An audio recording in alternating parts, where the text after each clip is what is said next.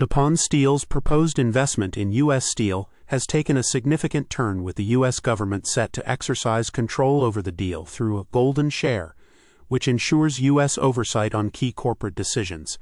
This arrangement, part of a national security agreement, mandates an American CEO and a majority American board, aligning with President Trump's stipulations for the deal's approval.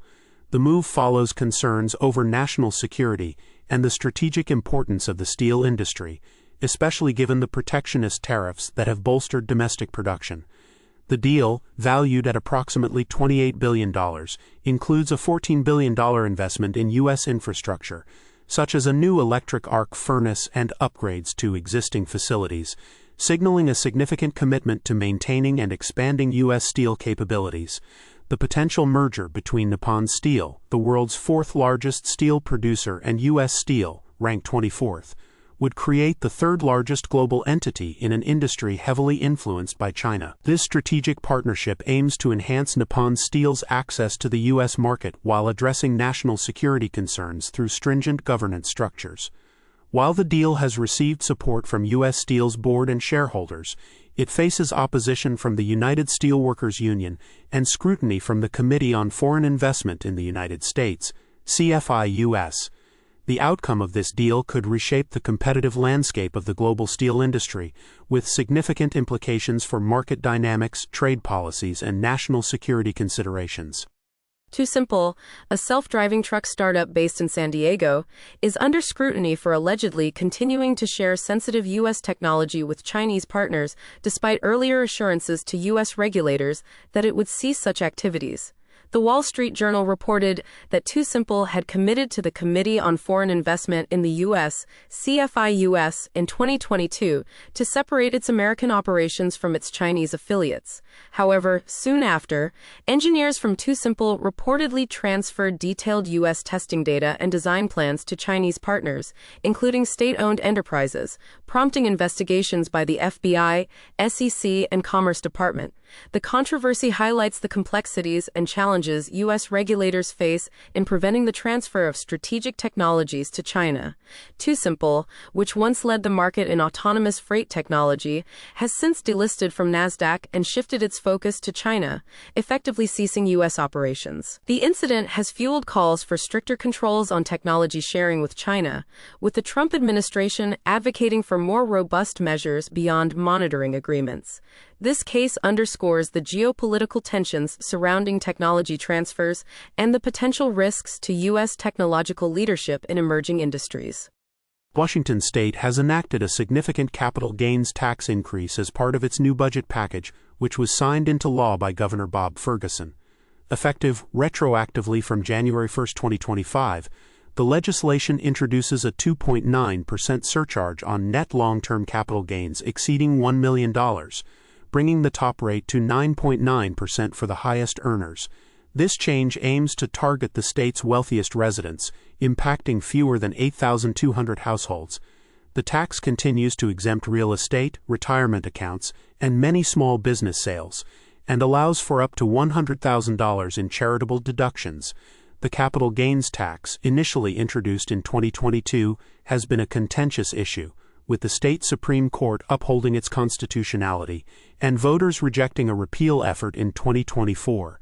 In addition to the capital gains tax hike, the budget package includes several other tax changes. The state gas tax will increase by 6 cents per gallon for regular fuel and 12 cents for diesel starting July 1st, with a further 2% annual increase beginning in mid-2026. This measure is intended to fund transportation projects amid rising construction costs. The estate tax exemption is raised to $3 million, with the top rate increasing to 35% for estates over $9 million. New sales taxes have also been introduced on services such as temporary staffing and advertising. These changes reflect Washington's approach to addressing budgetary challenges while attempting to maintain infrastructure and service investments. Nike's strategic pivot back to selling its products on Amazon marks a significant shift in its retail approach, reversing a decision made 5 years ago to focus on direct-to-consumer sales. This move, led by CEO Elliott Hill, is part of Nike's broader Win Now turnaround strategy, which aims to leverage retail partnerships to regain market share and improve brand positioning. The decision to return to Amazon, the world's largest online marketplace, suggests a recognition of the limitations of an exclusively direct sales model and the importance of external retail channels in reaching a broader consumer base. The context of this strategic shift is crucial, as Nike has faced a challenging market environment, shedding nearly two-thirds of its value over the past 4 years. The company is also navigating a higher cost environment, necessitating price hikes, which could further strain consumer relationships. The move to Amazon, coupled with price adjustments, reflects a pragmatic approach to balancing revenue growth with cost pressures. However, the challenge remains in repositioning the brand away from discount perceptions, as consistent discounting previously trained consumers to expect lower prices. This turnaround effort, while promising, underscores the complexity and time required for such strategic pivots to gain traction, with potential impacts on investor sentiment and Nike's long-term market positioning. Trump Media and Technology Group Corp. experienced a 9% decline in its stock price following the announcement of a $2.5 billion investment by institutional investors aimed at establishing a Bitcoin reserve. The company plans to allocate the funds towards creating a Bitcoin treasury, with $1.5 billion raised through private placement of common shares and an additional $1 billion via convertible senior notes. This strategic pivot towards cryptocurrency mirrors the approach of firms like MicroStrategy, which has similarly leveraged stock sales and debt financing to amass a significant Bitcoin reserve. Despite former President Trump's previous skepticism towards cryptocurrencies, his recent initiatives indicate a notable shift in stance, potentially driven by political and financial incentives. The move to build a Bitcoin reserve is part of a broader strategy by Trump Media to expand into financial services, including the launch of retail investment products such as crypto and exchange-traded funds (ETFs) that align with Trump's policies. This expansion into the crypto space, however, has not gone unnoticed, drawing scrutiny from lawmakers like Senator Elizabeth Warren, who has raised concerns about regulatory oversight of the planned ETFs. The company's aggressive push into cryptocurrency, including ventures in meme coins and NFTs, highlights a significant diversification from its traditional media operations. This strategic shift could have wide-ranging implications for market sentiment and regulatory landscapes, as well as for the company's future financial performance and political dynamics. In a significant move reflecting the evolving real estate landscape post-pandemic, 5 Times Square, a prominent office building in New York City, is undergoing a conversion into a residential complex.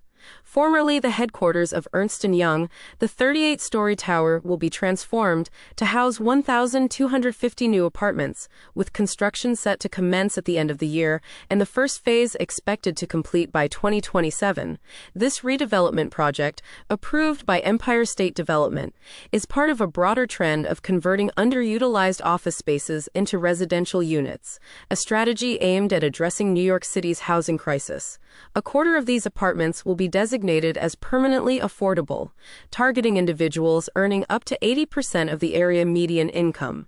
The project is being spearheaded by RXR in collaboration with Apollo Global Management and SL Green, and it highlights the potential of public-private partnerships in urban development. The conversion aligns with similar initiatives across the city, such as the transformation of 25 Water Street and 55 Broad Street, signaling a shift in real estate dynamics where office-to-residential conversions are increasingly seen as viable solutions to urban housing shortages. This trend not only aims to mitigate the high vacancy rates in office spaces, but also seeks to rejuvenate bustling areas like Times Square by introducing a residential community, thereby potentially boosting local retail and service sectors. Dick's Sporting Goods is set to release its first quarter financial results, with analysts anticipating significant insights into its recent acquisition of Foot Locker, Inc. The acquisition has prompted a mixed response from analysts, with Telsey analyst Joseph Feldman noting potential short-term pressures due to investor skepticism about the deal's rationale and execution risks. Despite maintaining an outperform rating, Feldman lowered the price target from $250 to $220. highlighting concerns over Foot Locker's reliance on Nike and its mall-based retail model. However, there is optimism about the potential long-term value that could be unlocked, potentially solidifying DICK'S as a dominant player in the sporting goods sector. The financial community is also focused on the impact of tariffs on DICK'S sporting goods, a critical factor for retail companies reporting financial results. As tariffs could affect future quarters, the company's strategies to mitigate these risks will be closely watched. Additionally, DICK'S recent strong performance, including a record-breaking fourth quarter and a new $3 billion share buyback program, could counterbalance concerns about the acquisition and tariffs. The company's stock has seen a modest increase, trading at $173.81, though it remains down 24% year-to-date. Investors will also be attentive to DICK'S expanding interest in trading cards, which could present new growth opportunities. A new report by the Financial Health Network, in collaboration with Stackwell and the Michigan Black Business Alliance, MBBA, highlights the crucial role of investing tools and education in bolstering financial resilience among Black small business owners. The report, titled Building Personal Wealth, Empowering Black Small Business Owners Through Investing, is based on findings from the 2024 Small Business Investing Program, SBIP. This initiative, supported by Prudential Financial, provided MBBA members with funded investment accounts and educational resources via the Stackwell platform, aiming to enhance investing knowledge and promote long-term financial security within the Metro Detroit small business community. The report reveals significant improvements in investing knowledge, confidence, and engagement among participating business owners, many of whom have shifted their perspective on investing from a luxury to a necessity. This behavioral change underscores the potential of targeted investment education and resources in closing the racial wealth gap and fostering generational wealth. The findings serve as a potential model for financial institutions and policymakers seeking to support underserved business owners, emphasizing the broader impact of financial empowerment on community prosperity. Retailer confidence has seen a significant decline, dropping 15 points since 2024, reflecting growing concerns within the industry. This decline is accompanied by a strategic shift, with 73% of retailers now prioritizing private label products. Private labels, often referred to as store brands, are products branded by a retailer rather than the manufacturer, and are typically positioned as lower-cost alternatives to national brands. This shift indicates a response to changing consumer preferences and economic pressures, as retailers aim to offer competitive pricing while maintaining profit margins. The move towards private labels highlights a broader trend in the retail sector, driven by inflationary pressures and changing consumer behaviors. As consumers become more price-conscious, retailers are leveraging private labels to differentiate themselves and retain customer loyalty. This strategic focus could impact national brands, potentially leading to increased competition and pricing adjustments. The drop in retailer confidence underscores the challenges faced by the sector as it navigates economic uncertainties and evolving market dynamics. The financial landscape is currently dominated by several key developments, including a significant rally in U.S. stock markets, spurred by President Donald Trump's decision to delay a hefty 50% tariff on European Union imports. This move, aimed at providing more time for trade negotiations, has alleviated immediate market concerns, leading to a 2% surge in the S&P 500 and a 1.8% rise in the Dow Jones Industrial Average. The Consumer Confidence Index also saw a notable rebound, climbing 12.3 points to 98 after months of decline due to tariff anxieties. This uptick reflects improved sentiment concerning economic conditions and short-term expectations, though the index remains below the threshold that would signal robust economic health. In corporate news, Salesforce has announced its acquisition of Informatica, a cloud data management company, for approximately $8 billion. This strategic move is set to enhance Salesforce's data management capabilities, aligning with its broader strategy to bolster its cloud-based offerings. Meanwhile, Tesla's sales in Europe have plummeted by 49% amid growing backlash against CEO Elon Musk's controversial political views, contrasting sharply with the overall growth in the electric vehicle market. This decline indicates potential challenges for Tesla in maintaining its market position in Europe, as consumer preferences shift and competition intensifies.